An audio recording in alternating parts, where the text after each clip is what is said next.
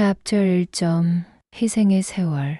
새벽 5시 알람이 울리기도 전에 윤정이 72세의 눈이 떠진다. 어둠 속에서도 몸이 저절로 일어나는 것은 평생의 습관 때문이다. 학교 급식실에서 40년을 일하며 몸에 밴 리듬이었다. 또 일찍 일어나셨네요, 어머니. 며느리 수진이 부엌에서 커피를 마시며 말했다. 정희는 묵묵히 고개를 끄덕이고는 앞치마를 둘렀다. 손자 다현이의 도시락을 싸고 아침 준비를 해야 했다. 60이 넘어서도 그녀의 하루는 여전히 누군가를 위해 시작됐다. 학교 급식 조리사로 일할 때도 그랬다. 수백 명의 아이들을 위해 이른 새벽부터 뜨거운 주방에서 땀을 흘렸다. 기름에 튀는 소리와 김이 모락모락 오르는 국솥 앞에서 보낸 시간들. 그 시절 번 돈으로 이 작은 주택을 장만했고 두 아들을 키워냈다. 큰아들은 결혼 후 분가했고 둘째 민호만 이 집에 남아 가정을 꾸렸다. 다현아, 일어날 시간이야. 정희는 손자의 방문을 살짝 두드렸다. 중학교 2학년인 다현이는 투덜거리며 일어났다. 할머니가 정성스럽게 싼 도시락을 받고도 고마워요라는 말 한 마디 없이 현관문을 나섰다. 은퇴 후 5년 정희의 일상은 크게 달라지지 않았다. 오히려 더 바빠진 것 같았다. 집안 청소, 빨래, 음식 준비, 손자 돌보기까지. 가족들은 이 모든 것을 당연하게 여겼다. 정희가 아프거나 피곤해도 집안일은 누군가는 해야 했고 그 누군가는 언제나 그녀였다. 어머니, 김치 떨어져 가는데 언제 담그실 거예요? 수진의 말에 정희는 냉장고 문을 열어보았다. 한 달 전에 담근 김치가 이제 바닥을 드러내고 있었다.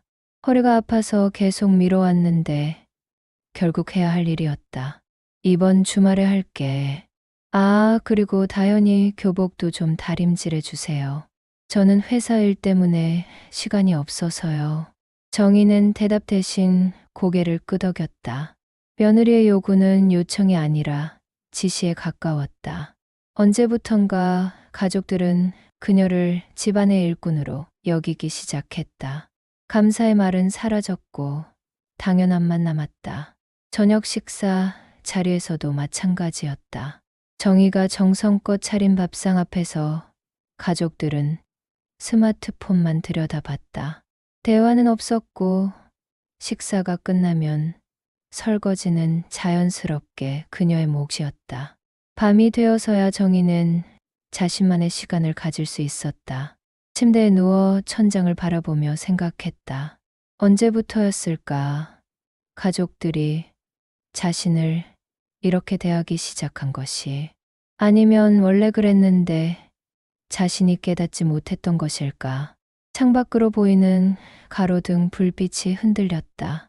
정희의 눈에도 눈물이 맺혔지만 그녀는 소리내어 울지 않았다.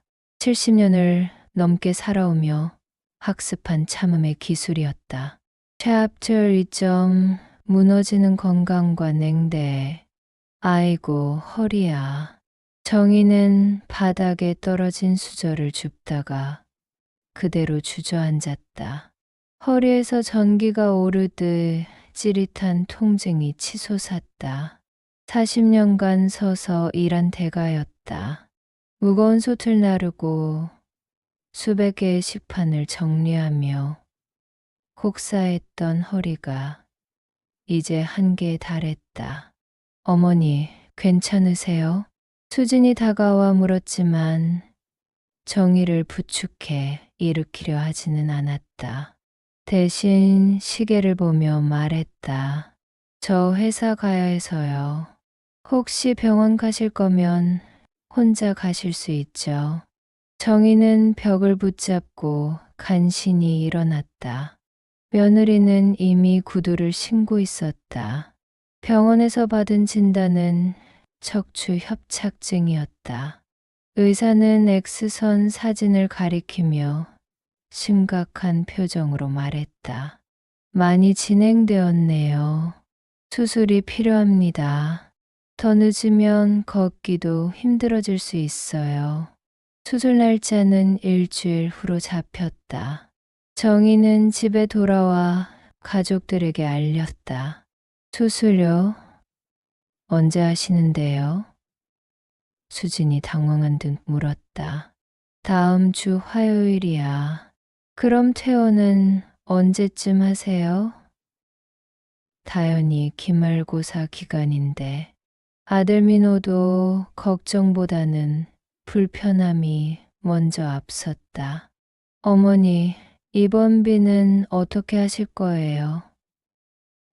저희도 다현이 학원비며 대출이자며 만만치 않아서 정희는 평생 모아둔 적금을 깨기로 했다.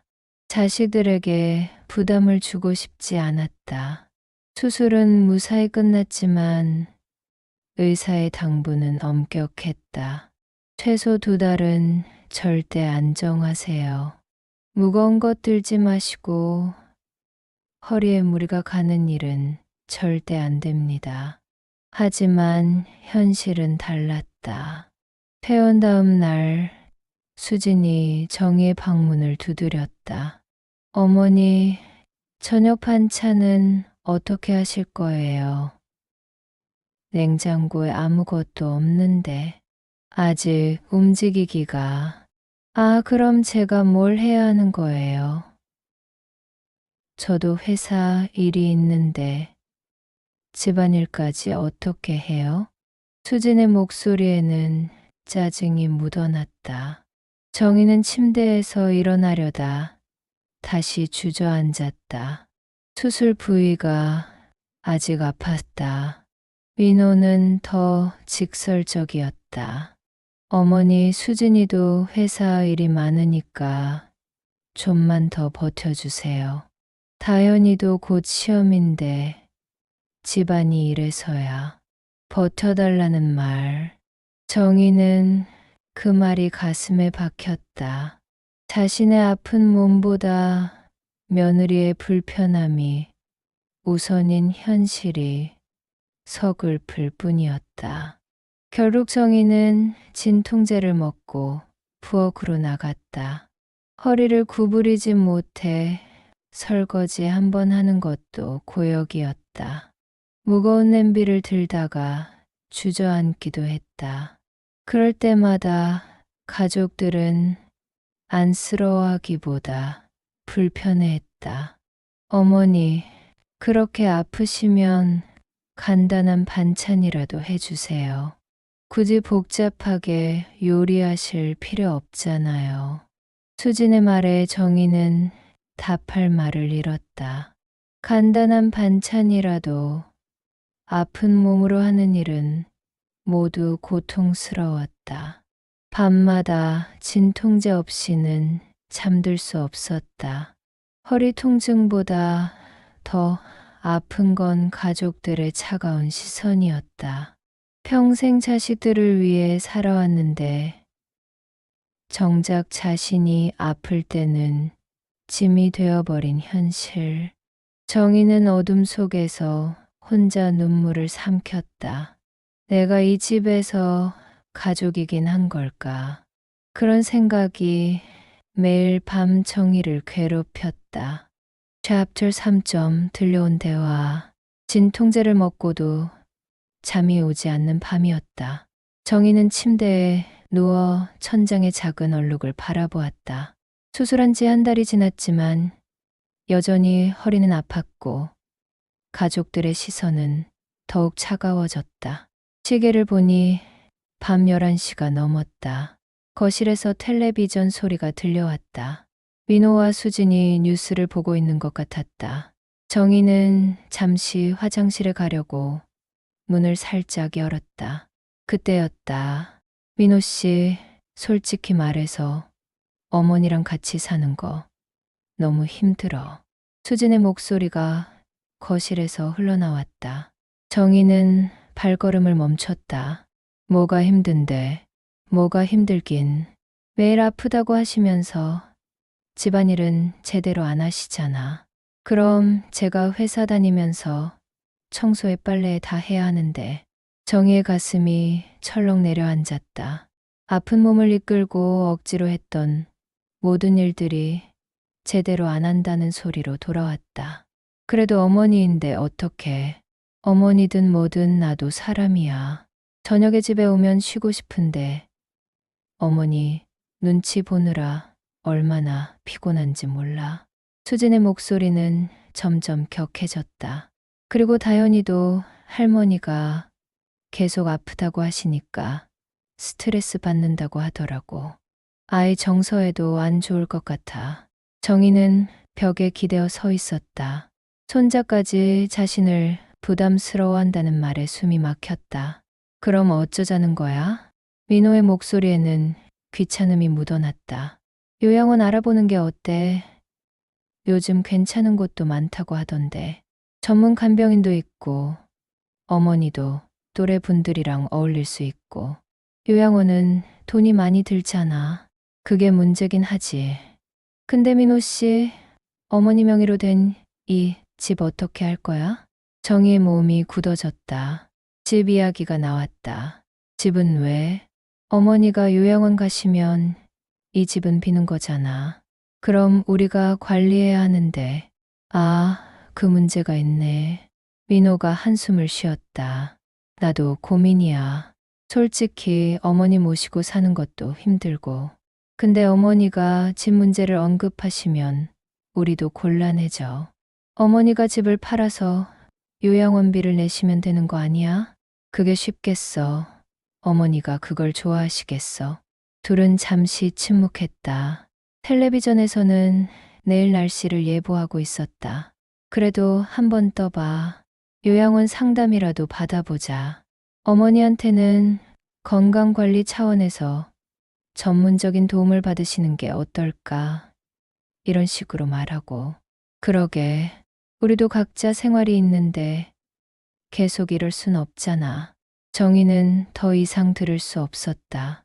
발끝이 차갑게 식어갔다. 평생을 자식들을 위해 살았는데 아픈 몸이 되자 짐이 되어버린 현실. 그리고 자신이 일해서 산 집마저 탐내는 아들과 며느리. 화장실에 가려던 생각도 사라졌다. 정희는 조용히 방으로 돌아가 문을 닫았다. 침대에 앉아 떨리는 손으로 머리를 감쌌다. 요양원. 그 말이 귓속에서 맴돌았다. 70평생을 살면서 가장 듣고 싶지 않았던 말이었다. 가족들에게 버림받는다는 뜻이었다. 창밖으로 차가운 바람이 불어왔다. 정희는 이불을 끌어안고 몸을 웅크렸다. 이 집에서 자신은 더 이상 가족이 아니었다. 그저 불편한 존재일 뿐이었다. 챕터 4점 결심과 선택. 그날 밤 이후 정희는 잠을 제대로 이루지 못했다. 요양원과 집 이야기가 머릿속을 맴돌았다. 며칠 동안 가족들을 바라보는 시선이 달라졌다. 그들의 미소 뒤에 숨겨진 속마음을 이제 알아버렸기 때문이었다. 어머니, 오늘 병원 가세요? 수진이 아침 식사를 준비하며 물었다. 예전 같으면 관심으로 들렸을 말이 이제는 빨리 나가라는 뜻으로 들렸다. 응, 다녀올게. 정희는 짧게 답했다. 더 이상 이 집에서 눈치 볼 일은 없다고 생각했다. 일주일 후 민호가 아내와 다현이를 데리고 해외여행을 간다고 발표했다. 어머니, 저희 일주일 정도 다녀올 거예요. 다현이 방학이기도 하고 수진이도 휴가를 얻었거든요. 그래, 재미있게 다녀와라. 정희는 담담히 답했다. 어머니 혼자 계셔도 괜찮으시죠? 냉장고에 반찬 있으니까 알아서 챙겨 드세요. 수진의 말에는 걱정보다 당부가 담겨 있었다. 문제 일으키지 말고 알아서 지내라는 뜻이었다. 떠나는 날 아침 가족들은 큰 캐리어 2개를 끌고 현관을 나섰다. 정희에게는 인사치레 정도의 작별 인사만 있었다. 어머니, 잘 계세요. 연락 드릴게요. 하지만 일주일 내내 연락은 한 번도 오지 않았다. 정희는 오히려 홀가분했다. 눈치 보지 않아도 되고 누구를 위해 억지로 웃지 않아도 됐다. 그 시간 동안 그녀는 많은 생각을 했다. 이제 그만하자. 결심이 서자 정희는 오래된 전화번호부를 꺼냈다. 급식실에서 함께 일했던 친구 명자의 번호를 찾았다. 10년 만에 통화였다. 정희야, 정말 오랜만이다. 명자의 반가운 목소리에 정희는 눈시울이 뜨거워졌다. 명자야, 나 지금 어떻게 살고 있는지 알아? 정희는 그동안의 일들을 털어놓았다. 아픈 몸으로도 집안일을 해야 하는 현실, 가족들의 냉대, 그리고 들어버린 요양원 이야기까지. 아이고, 정희야, 너무 힘들었겠다. 명자는 진심으로 위로해 주었다. 그런데 명자야, 너는 지금 어디 살아? 나 바닷가 근처 작은 마을에 살아.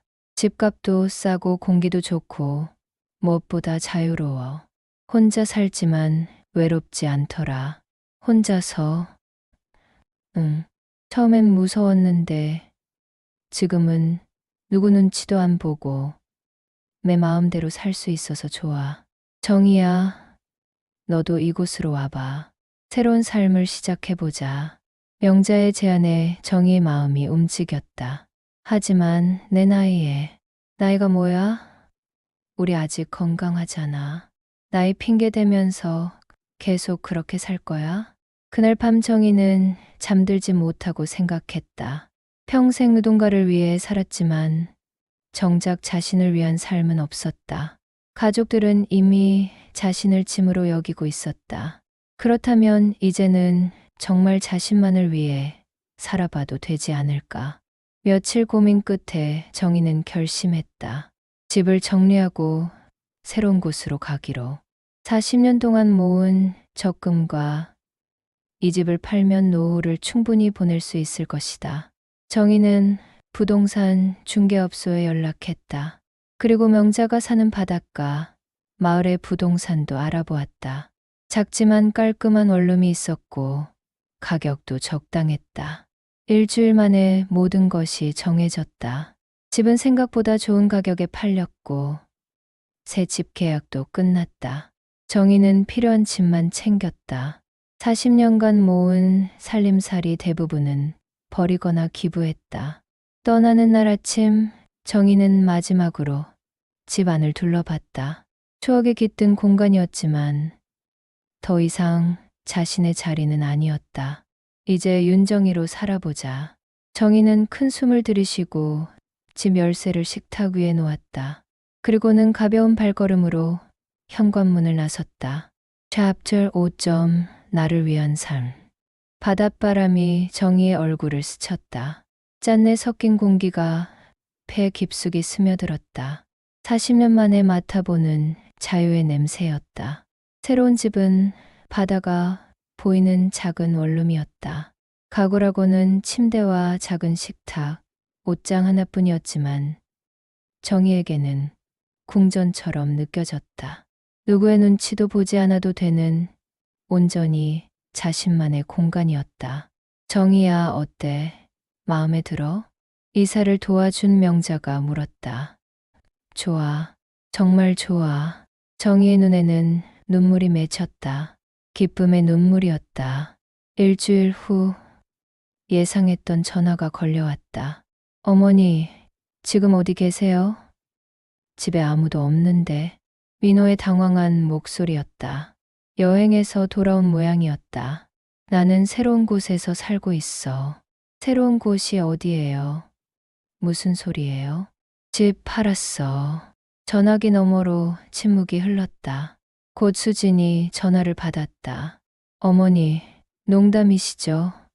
집을 왜 팔아요? 내 집이니까 내가 팔지 왜? 정희의 목소리는 담담했다. 그럼 저희는 어떻게 해요? 갑자기 이렇게 하시면 너희들이 요양원 보내려고 했잖아. 나는 요양원 대신 이곳을 택했어. 요양원이 뭐예요? 저희가 언제? 거짓말하지 마. 다 들었거든. 수지는 할 말을 잃었다. 다시 민호가 전화를 받았다. 어머니 어디 계시는지 주소라도 알려주세요. 찾아뵐게요. 찾아올 필요 없어. 너희들은 너희 생활이나 잘하고 나는 내 생활을 하겠어. 어머니, 그래도 혈육인데. 혈육, 정희는 쓴웃음을 지었다. 혈육이면 아픈 어머니를 짐짝 취급하면서 요양원에 보낼 생각을 해. 그건. 민호야, 이 집은 내가 40년 동안 급식실에서 땀 흘려번 돈으로 산 집이야. 너희들을 키우느라 내 청춘을 다 바쳤고. 하지만 더 이상 너희의 가사도우미로 살고 싶지 않다. 정의 목소리는 확고했다. 이제는 나를 위해 살겠어. 나도 사람이야. 그 말을 마지막으로 정희는 전화를 끊었다. 그리고 그들의 번호를 차단했다. 첫 주는 혼란스러웠다. 70년 넘게 살아온 습관을 바꾸는 건 쉽지 않았다. 아침에 일어나면 누군가의 아침을 준비할 필요가 없었다. 빨래를 하다가도 자신 것만 하면 됐다. 밥을 해도 혼자 먹을 분량만. 하지만 점차 익숙해졌다. 아침에 일어나 바다를 바라보며 커피를 마시는 것. 오후에는 명자와 함께 해변을 걸으며 수다를 떠는 것. 저녁에는 좋아하는 드라마를 보며 혼자만의 시간을 갖는 것. 정희야, 많이 편해 보여. 명자가 말했다. 응, 나도 모르게 웃고 있더라. 실제로 정희는 달라졌다. 표정이 밝아졌고 걸음걸이도 가벼워졌다. 허리 아픈 것도 스트레스가 줄어서인지 많이 나아졌다. 한 달 후 정희는 마을 경로당에서 급식 봉사를 시작했다. 40년 경력의 그녀에게 요리는 여전히 즐거운 일이었다. 다만 이제는 누군가의 강요가 아닌 자신의 선택이었다. 정희 씨, 정말 요리 솜씨가 대단해요. 어르신들의 칭찬에 정희는 뿌듯했다. 오랜만에 받는 진심 어린 감사의 인사였다. 어느 날 저녁, 정희는 바닷가에 혼자 앉아 있었다. 노을이 바다를 붉게 물들이고 있었다. 파도 소리가 마음을 평온하게 했다. 이게 내가 원했던 삶이구나. 누군가의 어머니도 시어머니도 아닌 그저 한 사람 윤정이로 사는 삶. 72살에 찾은 자유였다. 바람이 불어와 그녀의 흰 머리를 흩날렸다. 정희는 깊게 숨을 들이마셨다. 앞으로 얼마나 많은 시간이 남았을지 모르지만 남은 날들은 오롯이 자신을 위해 살겠다고 다짐했다. 고마워, 정희야. 그녀는 자신에게 속삭였다. 용기를 낸 자신에게, 새로운 선택을 한 자신에게.